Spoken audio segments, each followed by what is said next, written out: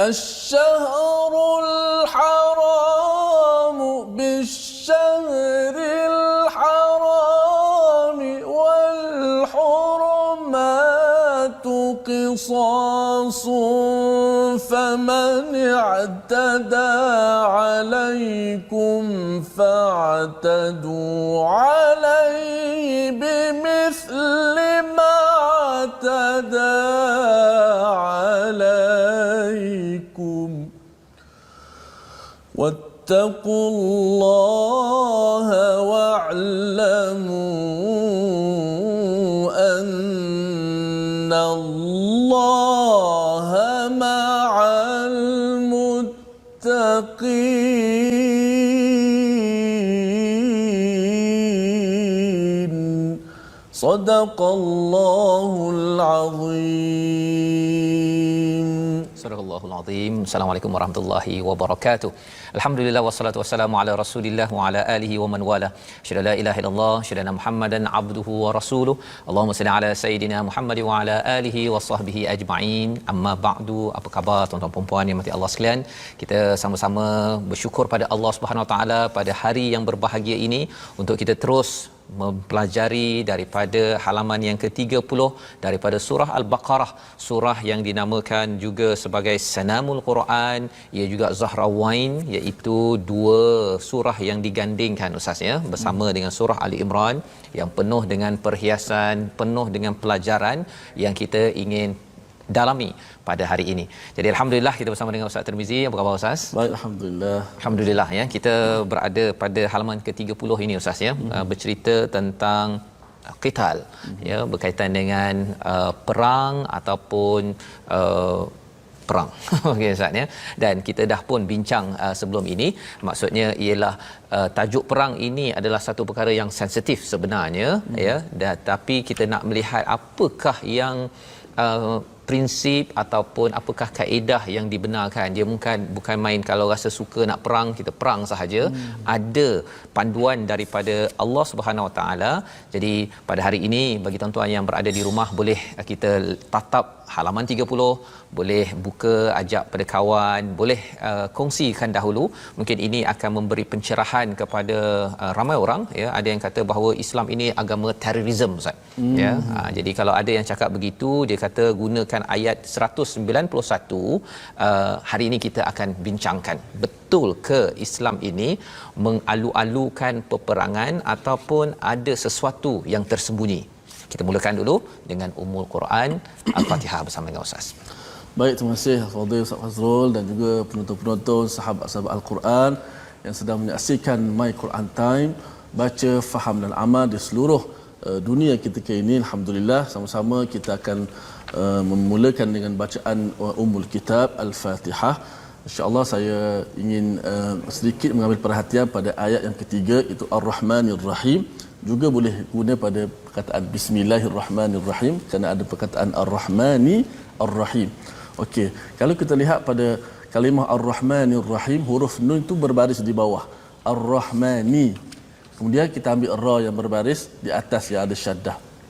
Antara kesalahan-kesalahan yang mudah berlaku di situ ialah nun itu dibariskan di bahagian depan. Kerana tidak betul-betul baris nun di baris bawah, mengakibatkan nun tu dia bunyi seolah-olah macam baris depan. Bagaimana? Contoh kesalahan berlaku, Bismillahirrahmanirrahim, Ar-Rahmanirrahim. Dia sebut ni, tetapi oleh kerana ra itu tebal, ni itu jadi seakan Nur Rahim, Ar-Rahmanur Rahim, jadi nur pula. Jadi tempat ni kena berhati-hati supaya betul-betul nun tu dibaris di bawah. Ar-Rahmanir Rahim, Bismillahirrahmanirrahim. Jangan Bismillahirrahmanirrahim jadi nur pula. Mudah ya. Itu sedikit. Okey, insya-Allah kita sama-sama baca surah Al-Fatihah. أعوذ بالله من الشيطان الرجيم بسم الله الرحمن الرحيم الحمد لله رب العالمين الرحمن الرحيم مالك يوم الدين إياك نعبد وإياك نستعين اهدنا الصراط المستقيم صراط الذين أنعمت عليهم غير المغضوب عليهم ولا الضالين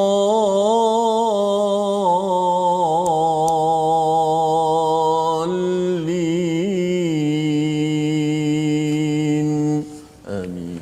Amin amin ya rabbal alamin. Alhamdulillah Ustaz ya membaca surah Al-Fatihah sebentar tadi sebagai peringatan kepada kita, ulangan kepada kita bahawa kita memohon daripada Allah Subhanahu Wa Taala diberikan petunjuk, dan petunjuk itu salah satunya apabila kita ini dapat mengambil peraturan yang dimaklumkan oleh Allah di dalam Al-Quran. Kita bercakap tentang kitab ini adalah sumber hidayah ya, dan bila cakap tentang peraturan, ada peraturan yang telah kita belajar sebelum ini berkaitan dengan solat, kita bercakap tentang zakat pada ayat 183, dan pada hari ini kita nak melihat sebenarnya kalau semalam kita berbincang tentang yasalunaka anil ahillah, mereka bertanya tentang bulan sabit, itu ada kaitan dengan haj, membawa kepada kewajipan haji, tetapi di tengah-tengahnya itu ada peristiwa ataupun berita tentang perang. Mengapa? Itu yang kita nak tengok pada hari ini. Mari kita tengok sinopsis bagi halaman 30. Pada ayat 191 hingga 195 bercakap tentang prinsip perang di jalan Allah hadir selepas ayat haji. Apa kaitannya kita bincang selepas ini, dan kemudian 196 menyambung balik semula tentang hukum-hukum, peraturan haji dan umrah. Itu yang kita akan lihat pada hari ini. Jadi kita kalau melihat mengapa ada kaitan haji, tiba-tiba ada ayat umrah ataupun ayat perang di tengah-tengah ini, disebabkan ia memberi mesej kepada umat Islam, kerana Nabi ingin pergi ustaznya balik kampung lah kan, nak patah balik ke Mekah ya.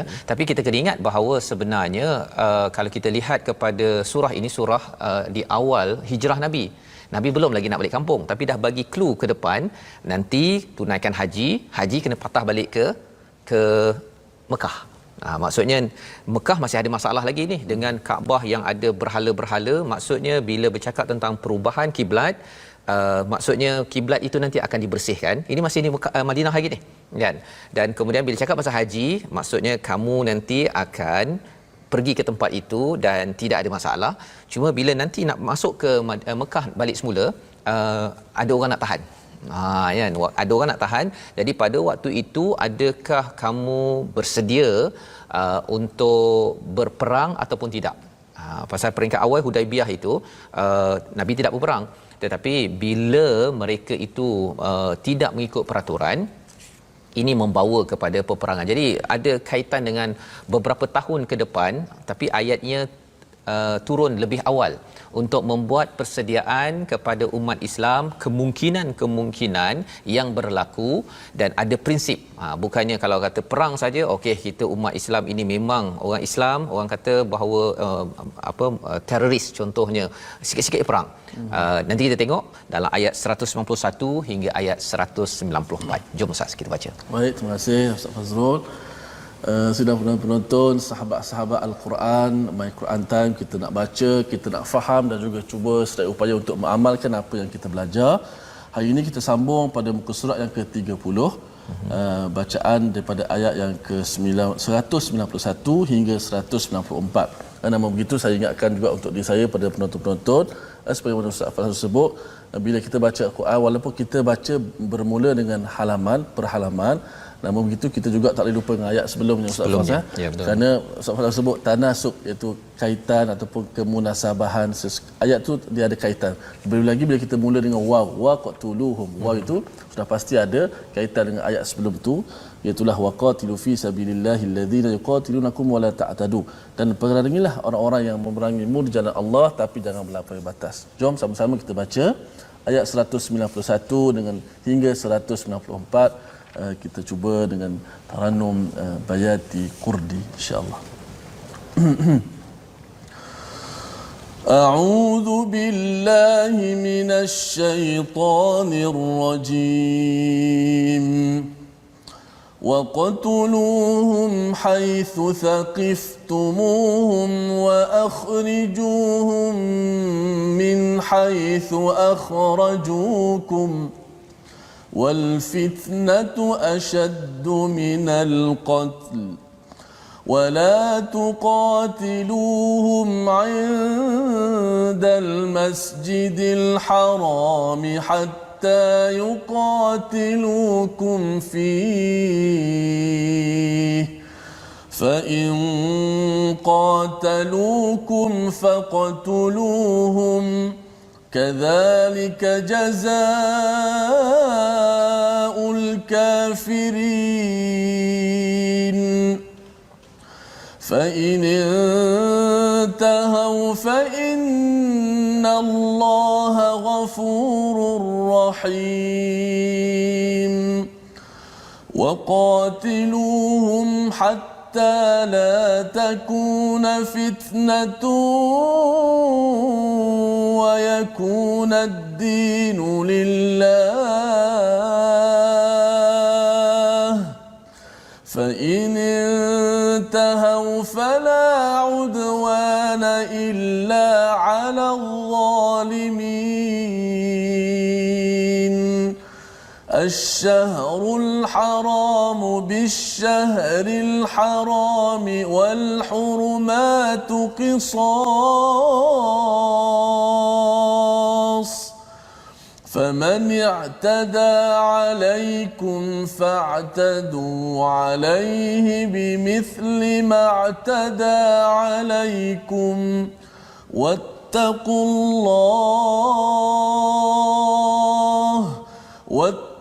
الله واعلموا أن الله مع المتقين صدق الله العظيم.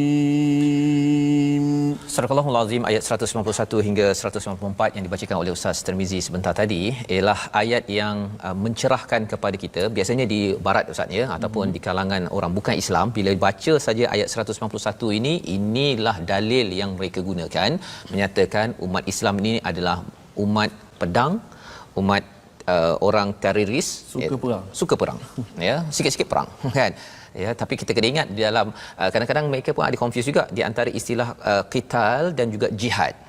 Bila bercakap tentang jihad, salah satunya perang, tapi berjihad melawan hawa nafsu, kita bersungguh-sungguh mendengar My Quran Time, belajar al-Quran, bangun malam, solat, itu jihad Ustaz ya. Tapi kalau katakan ada perkataan waqtuluhum, yang itu memanglah bercakap tentang perang, ataupun maksud dalam ayat 191, dan bunuhlah mereka di mana kamu temui mereka dan usirlah mereka daripada mana mereka telah mengusirmu, dan fitnah itu lebih kejam daripada membunuh, dan janganlah kamu perangi mereka di Masjidil Haram kecuali jika mereka memerangimu di tempat itu. Jika mereka perangi kamu, maka perangilah mereka. Demikianlah balasan bagi orang yang kafir. Jadi di sini kalau kita beri perhatian, waqtuluhum haitsu thaqiftumuhum, bunuhlah mereka di mana kamu temui. Yang ini yang orang-orang bukan Islam ataupun di barat kata, tengok betapa ganasnya orang Islam ya, jumpa sahaja mereka, bila mereka kata mereka ni siapa, orang kafir, itu yang bagi sesengah non muslim dia rasakan bahawa mengerikan kalau jumpalah tuan-tuan yang dah baca ayat 191 dengan cara yang salah. Dia takut pasal ialah nanti ayat ini menyebabkan kita boleh jumpa saja awak nama apa Chong, bukan agama Islam, pom, bunuh. Adakah itu kefahamannya? Tidak ya. Kita kena ingat bahawa ayat ini datang di tengah-tengah pasal kewajipan rukun Islam yang kelima, haji ya. Dan apakah yang dimaksudkan di sini? Perangilah mereka atau membunuhlah mereka di mana kamu temui mereka, dan usirlah mereka daripada mana mereka telah mengusirmu. Nak ceritanya apa? Kalau mereka dah usir, mereka dah perangi Ustaz ya, mereka maksudnya bukan Islam yang memulakan dahulu, barulah boleh berperang. Orang Islam bukan pemula perang, bukan suka perang, dan bila berperang ini maksudnya adalah untuk defend. untuk melindungi kepada diri ialah orang kacau kita ustaz ya. Takkanlah kita kata tak apalah, bunuhlah saya, bunuhlah orang-orang di Malaysia ini contohnya kan. Malaysia pun ada tentera yang kita bersedia pada setiap masa kalau diserang kita sudah bersedia untuk menyerang balik semula. Maknanya asasnya memerangi untuk mempertahankan. Orang Islam bukannya kita rasa macam kat sana saya rasa saya nak masuk dia masuk Islam, bunuh dia. Perang. Itu bukan kaedah Islam. Kerana kita bercakap tentang ayat di hujung nanti la ikraha fid din, agama Islam ini bukan dengan paksaan. Itu satu ya, kefahaman tentang ayat tersebut. Jadi kembali balik pada ayat ini, Allah menyatakan wal fitnatu asyaddu minal qatl. Yang ini juga sering disalahfahami ustaz ya, iaitu fitnah lebih teruk daripada membunuh. Jadi orang Melayu faham fitnah ini yang cakap orang tak buat tu. Ya, kita cakap itu mencuri padahal dia tak mencuri, kita kata dia fitnah. Jadi kita tengok jangan fitnah, nanti itu lebih teruk daripada membunuh. Itu fitnah bahasa Melayu. Tapi fitnah yang dimaksudkan di sini adalah kemusyrikan, syirik kepada Allah. Itulah perkara yang diistilahkan sebagai fitnah. Dan pemahaman yang kedua, kalau ada perkara iman disusah-susahkan, perkara kekufuran syirik dimudah-mudahkan, maksudnya dalam satu negara contohnya bab syirik itu silakan, tapi kalau bab iman buat baik dia kata jangan buat, dihalang, maka itu dinamakan fitnah. Maka apa kata Allah, asyaddu minal qatl. Perang itu memang kita tak suka. Nanti pada halaman 34 Allah akan kita akan bertemu ustaz ya. Maksudnya ialah qatl ini, bunuh ataupun berperang ini, tak ada orang yang suka. Tak suka. Allah iktiraf perkara ini. Ya, kita akan jumpa nanti insya-Allah. Tetapi bila cakap antara syirik dan juga perang, ya, syirik ini lebih besar daripada perang. Maksudnya apa? Pasal bila kita bercakap tentang syirik ini dia menyebabkan orang boleh saja bergaduh antara satu sama lain. Boleh rampas harta orang, boleh halau orang daripada negeri ataupun negara. Kita nampak bahawa syirik ini memang bahaya. Malah dia lebih bahaya daripada membunuh ataupun peperangan itu sendiri. Kerana apa? Kerana kalau bunuh bunuh begitu je. Tapi di Mekah itu mereka tak bunuh orang Islam. Mereka seksa Bilal bin Rabah itu, diletakkan batu, Sumayyah diseksa, Ammar ya, diseksa, embargo 3 tahun, tak boleh ekonomi. Jadi syirik ini menyebabkan dunia akan stres. Pasal apa? Dia bunuh dalam diam. Dia tak bunuh, dia bunuh dalam diam. Dia tekan sana, tekan sini. Jadi Allah menyatakan wala tuqatiluhum indal masjidil haram. Ya, syarat prinsip perang ini ialah jangan sampai kamu itu perangi mereka di Masjidil Haram kecuali hatta yuqatilukum fi, ya, kecuali apabila mereka memerangimu di tempat itu. Jadi bila kita cuba bayangkanlah, sepatutnya berperang ni dia kalau di negara Arab ataupun disiplin Islam ini, dia kalau nak berperang di satu tempat, perang, habis masa ceasefire. Ya, habislah letak senjata. Tetapi kalau dah ada orang yang masih lagi nak berperang sampai ke Masjidil Haram, tempat yang suci yang dilindungi oleh Allah, kalau nak berperang sampai situ, maka dibenarkan untuk berperang. Maksudnya orang ini memang tak hormat kepada Masjidil Haram. Dan di dalam tradisi Arab, Masjidil Haram ini, Kaabah itu dihormati. Muslim ke tak muslim ke, dihormat tempat itu, lebih kurang masjid lah ustaz ya. Tapi kalau orang nak perang dalam masjid, itu bukan manusia betul tu kan. Ini memang orang yang betul-betul syirik kepada Allah. Dia tak tahu, tak takut Tuhan, tak manusia lagi dia tak takut ya. Dan ini berlaku di mana sekarang ini, kalau kita melihat kepada negara macam di Israel ustaz kan, di Palestin, kadang-kadang di tempat masjid pun dia belasah sekali. Jadi perlulah melindungi perkara itu ya. Jadi kadzalika jazaul kafirin, iaitu inilah balasan kepada orang-orang yang kafir. Jadi ini prinsip yang penting kita fahami. Secara ringkasnya tadi kita tahu bahawa kalau kita diserang, dan mengapa kita kena melindungi sangat, kerana apa? Kerana Allah nak memberi tahu fitnah ini ataupun syirik ini menyebabkan orang yang syirik ini dia suka berperang ustaz. Bukannya orang Islam.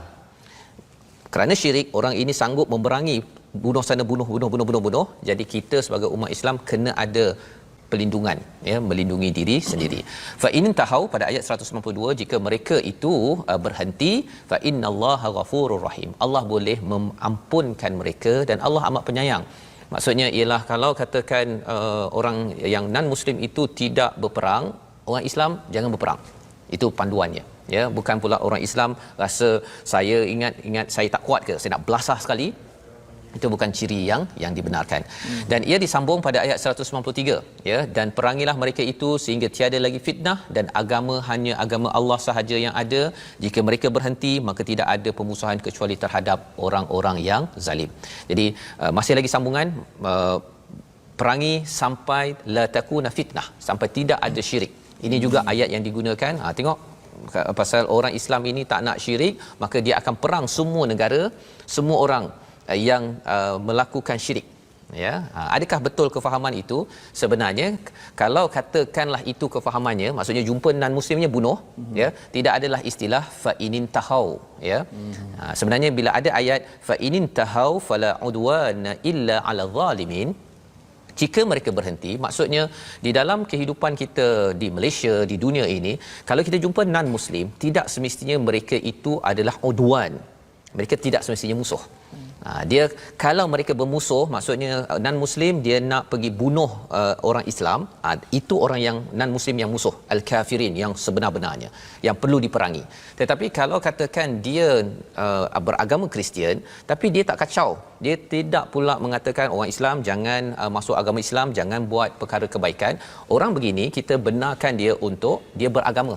Dan buktinya apa? Nabi tidak memaksa kepada orang Kristian, orang Yahudi untuk masuk agama Islam di Madinah. Ya. Jadi ini kefahaman yang penting. Dan ayat yang Ustaz baca awal tadi itu, ahsyahrul haram bisyahril haram wal hurumatu qisas, bulan haram dengan bulan haram dan sesuatu yang dihormati berlaku hukum qisas, ya. Apa maksud di situ? Ada 4 bulan yang haram, Ustaz, ya, iaitu bulan Rejab, Zulkaidah, Zulhijjah dan Muharram. Orang Arab, muslim non muslim, dia dah tahu dah ini bulan haram, tidak akan berperang, ya. Dan juga satu lagi wal hurumat. Hurumat ini adalah semua tempat-tempat yang disucikan, maksudnya Baitul Haram, Kaabah. Maka pada waktu itu kalau katakan apa maksud berlaku hukum qisas? Maksudnya ialah kalau orang menyerang sahaja baru dibenarkan untuk menyerang, macam ayat yang sebelum tadilah. Tapi secara automatiknya orang Islam pada 4 bulan ini kena jaga jangan berperang. Jangan berperang. Faman i'tada, barang siapa yang berperang, alaikum fa'tadu alaihi bimithli ma'tada alaikum wattaqullaha wa'lamu annallaha ma'al muttaqin, iaitu siapa yang menyerangmu maka seranglah dia setimpal dengan serangannya terhadap kamu, bertakwalah kepada Allah dan ketahuilah bahawa Allah beserta orang yang bertakwa. Jadi 4 bulan itu haram, tetapi kalau ada orang serang kita boleh lindungi. Ini adalah peraturan. Maksudnya orang Islam tidak serang pada bila-bila masa. Itu membawa kita kepada perkataan yang kita nak belajar pada hari ini. Mari sama-sama kita saksikan. Perkataan yang kita akan saksikan pada bahagian yang kedua nanti, ya, marada, sakit. Apa kaitan perang dengan sakit? Sebenarnya tak adalah kaitan, ya. Sebenarnya perang ini datang di kala ayat berkaitan dengan haji, dan haji ini memberi kelonggaran kepada orang yang sakit, ya, memberi kelonggaran pada orang yang sakit. Jadi muka surat ini sebenarnya fokusnya ialah berkaitan dengan haji, tetapi muncul ayat tentang perang kerana apa? Kerana ketika Nabi dihalang untuk melaksanakan amalan keimanan, pada waktu itu fitnah berleluasa, maka orang Islam perlu mempertahankan diri masing-masing. Tidak boleh dihalang untuk buat kebaikan. Dan ini adalah prinsip yang penting, dan insya-Allah kita menyambung sebentar lagi bagaimana sikap orang-orang yang bila dengar perang dah bersedia ke saya, ya. Tuan-tuan kalau dengar perang, adakah tuan-tuan bersedia? Kita nak faham lagi lebih mendalam, kita berhenti sebentar. My Quran Time, baca, faham, amal, insya-Allah.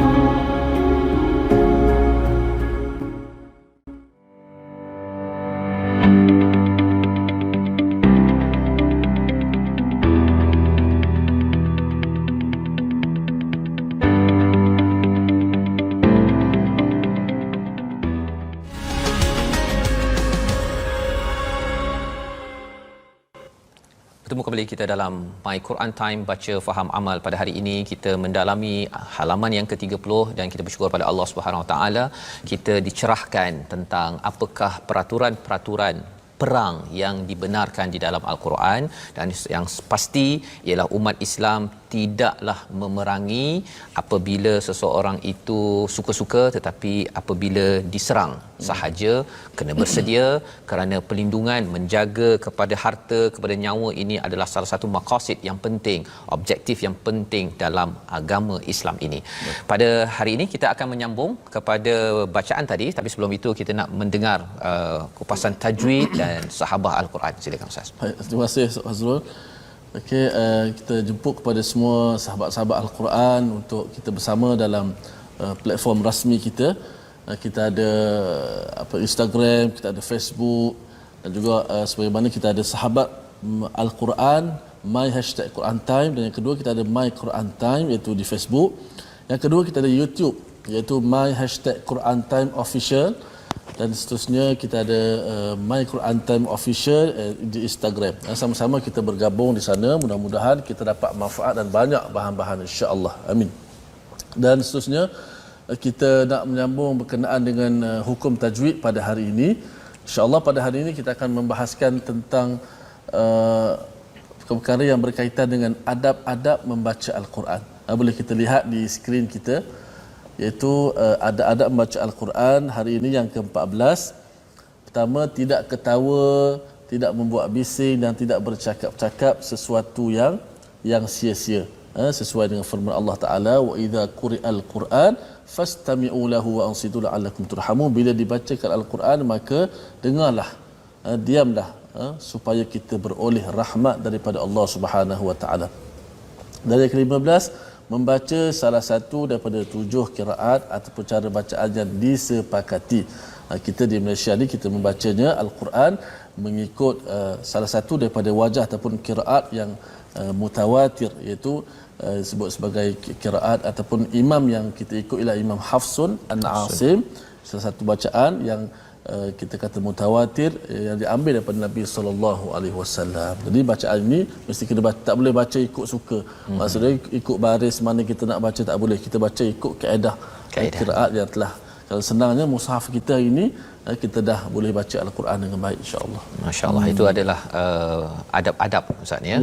Peraturan bagaimana membaca Al-Quran. Lebih-lebih lagi yang pertama tadi itu Ustaz maklumkan tentang jangan ketawa, jangan bising ya. Kerana itu adalah pelakuan musyrik di Mekah itu ataupun di Madinah, dia kalau boleh dia nak bagi bising ya. Dan amalan kita pada tahun ini, pada tahun-tahun mendatang ialah kalau kita pasang Al-Quran dengan orang baca Quran, senyap kan. Tolong senyap. Pasal apa? Pasal khuatir nanti kita ni dah mula memasukkan ciri-ciri orang-orang yang musyrik Mekah ya, Madinah, di mana mereka ini tidak menjaga adab.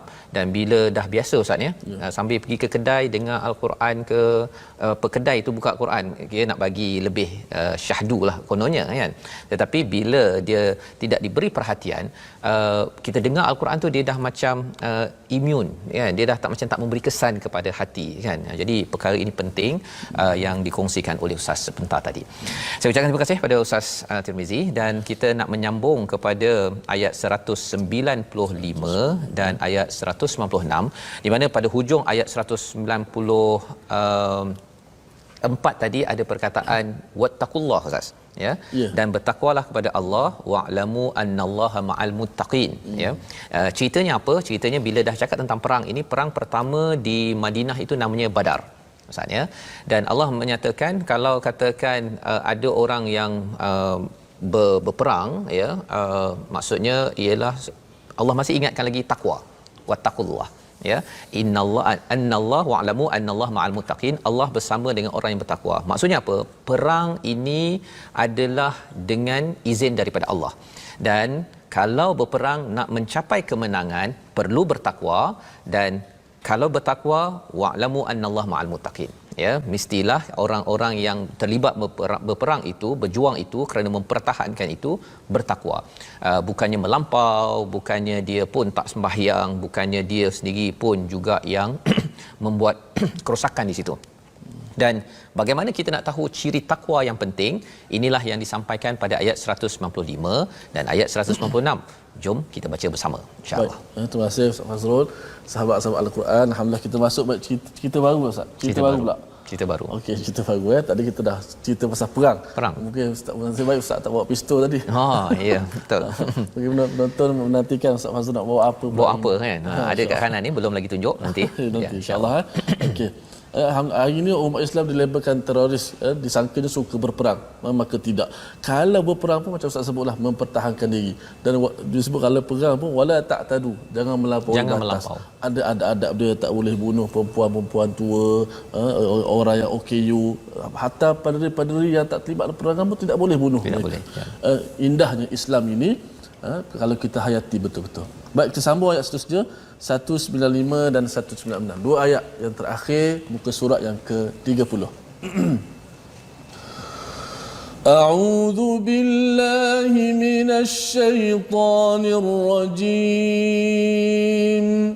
Bismillahirrahmanirrahim.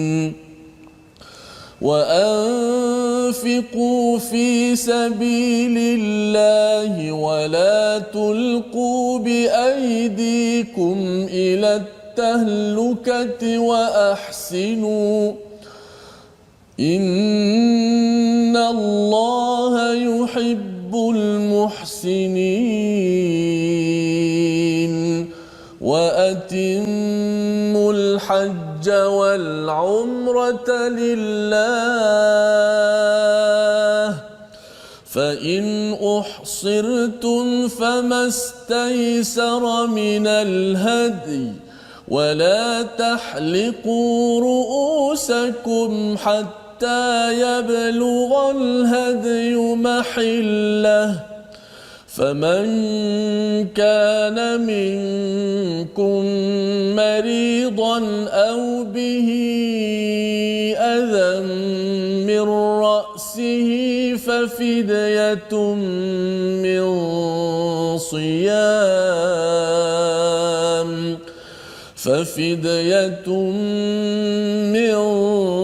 صيام أو صدقة أو نسك فإذا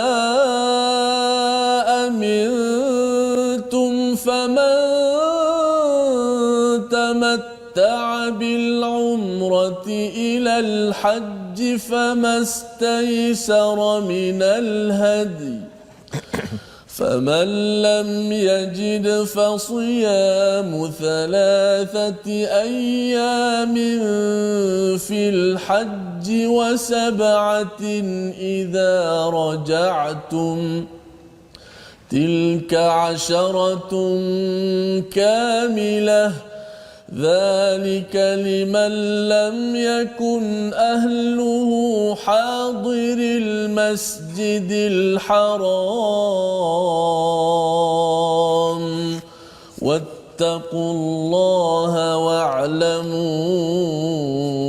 أن الله شديد العقاب صدق الله العظيم.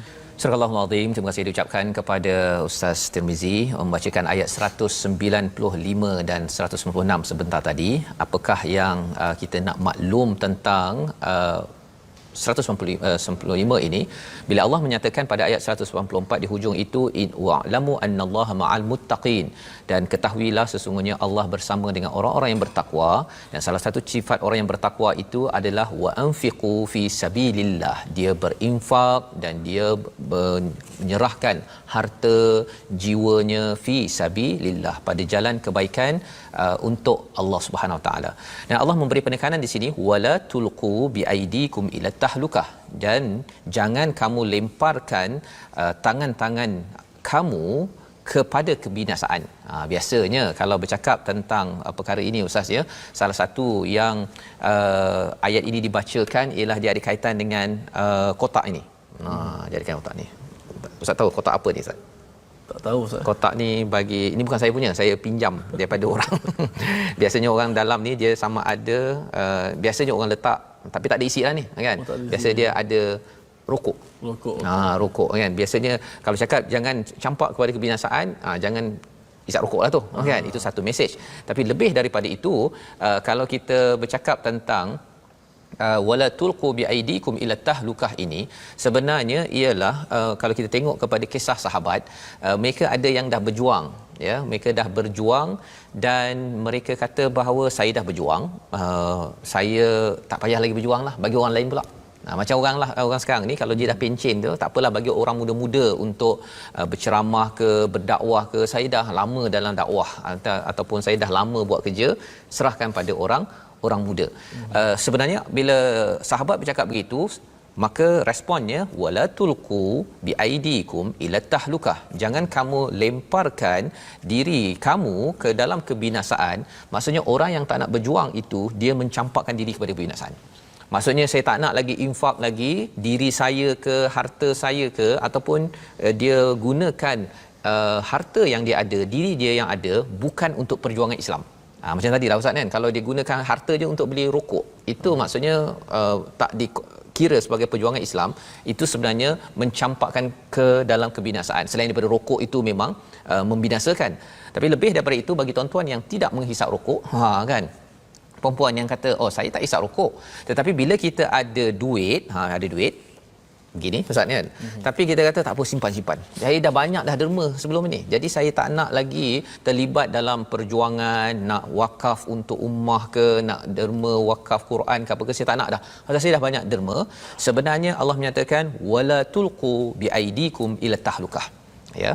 Dan ketika infak itu, kita nak infak yang mana? Adakah kita infak mana yang ada baju, kalau nak infak itu baju yang dah lusuh-lusuh, ataupun kalau saya nak bagi masa kepada perjuangan Quran, nak ajak anak saya, adakah ikut masa?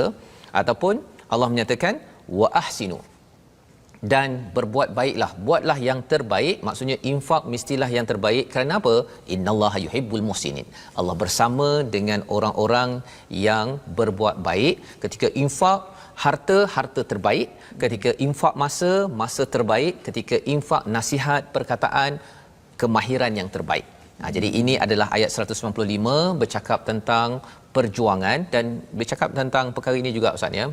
Infak ini ya macam ustaz lah. Ustaz kalau katakan ustaz bekerja kan, kita kerja, kita ambil masa terbaik kita, dan akhirnya kerja dapat duit kan, dapat duit. Dan kalau katakan orang yang berperang, dia terbunuh, dia terpaksa gadaikan sesuatu yang terbaik bagi dia lah, yang dipinjamkan oleh Allah. Sebenarnya infak juga perkara yang sama. Ya, pasal kita dah ambil masa bekerja, tuan-tuan yang dah katakanlah 30 tahun bayar rumah, tiba-tiba nak infakkan, bukan derma terus kan, itu derma terus lagi baguslah rumah tu, tetapi kalau pinjamkan untuk buat program-program kebaikan, semua perkara itu maksudnya kita buat yang terbaik, kita bagi masa kita terbaik, dan Allah bersama dengan tuan-tuan yang muhsinin, yang beri terbaik daripada hasil yang kita usahakan selama ini. Dan inilah tanda bahawa seseorang itu bersedia untuk buat fardu yang disambung balik ceritanya pada ayat 196, iaitu Hajj. Hajj adalah amalan volunteer Ustaz, ya, sukarelawan, ya. Dia adalah fardu, tapi kita pergi sana tak ada siapa yang kata Ustaz berapa ringgit dalam akaun, tak ada orang tanya begitu, ya. Ia adalah hubungan kita dengan Allah Subhanahu Wa Taala, dan Allah menyatakan wa atimmu, dan sempurnakanlah al-hajj wal umrata lillah, ya. Haji dan umrah itu kerana Allah Subhanahu Wa Taala. Ada orang Ustaz, ya, dulu pun saya ada jumpa ketika bawa jemaah umrah, ada yang kata dia bila sakit, dia kata saya tak nak tunaikan umrah lah, saya nak rehat je dekat Mekah, dekat Madinah, ya. Tetapi bila kita sudah berniat, kita kena wa atimmu, apatah lagi kalau haji Ustaz, ya. Dan ada peraturan di dalam fardu ini, fa in uhsirtum, jika kamu dikepung, maka sembelihlah hadyu yang mudah didapati, dan jangan kamu mencukur kepalamu sebelum hadyu sampai di tempat penyembelihannya. Hadyu tu maksudnya binatang kurban Ustaz, ya. Ini peraturan fiqh sedikit, kita tak bincang lebih dalam, kita kena panggil pakar untuk bercerita tentang perkara ini.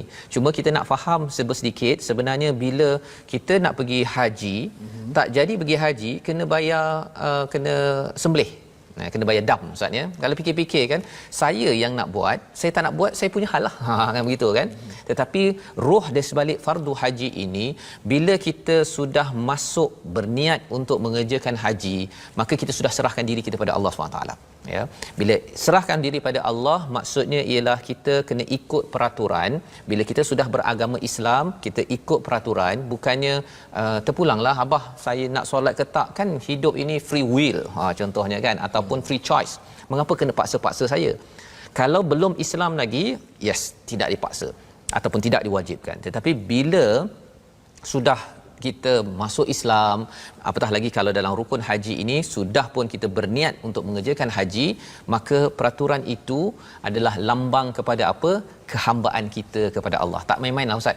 Ya, tak adalah macam orang kata dia nak sembahyang pukul 1:30, katakan ada dekat dalam WhatsApp ke ataupun dalam telefon ada sesuatu, kata tak apa ya Allah, saya sembahyang 3:30 lah. Sibuk. Saya nak uruskan bisnes saya.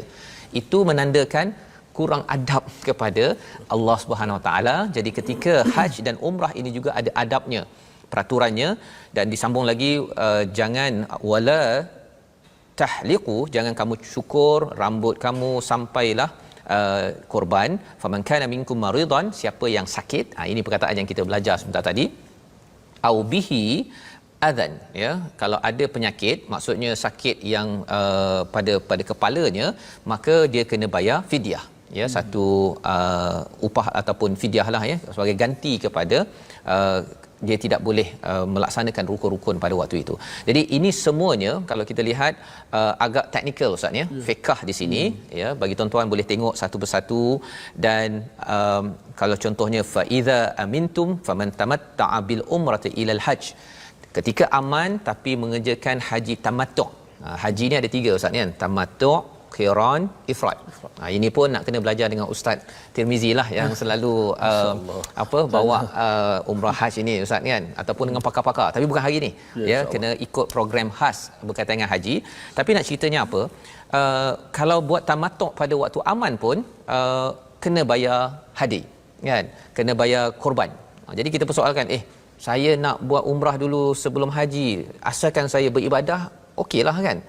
Sebenarnya kalau kita perasan terlampau detail apa yang Allah sampaikan dalam ayat ini. Nak ceritanya apa, Allah bila letakkan sesuatu secara detail, Allah memberi perhatian dan kita kena beri perhatian.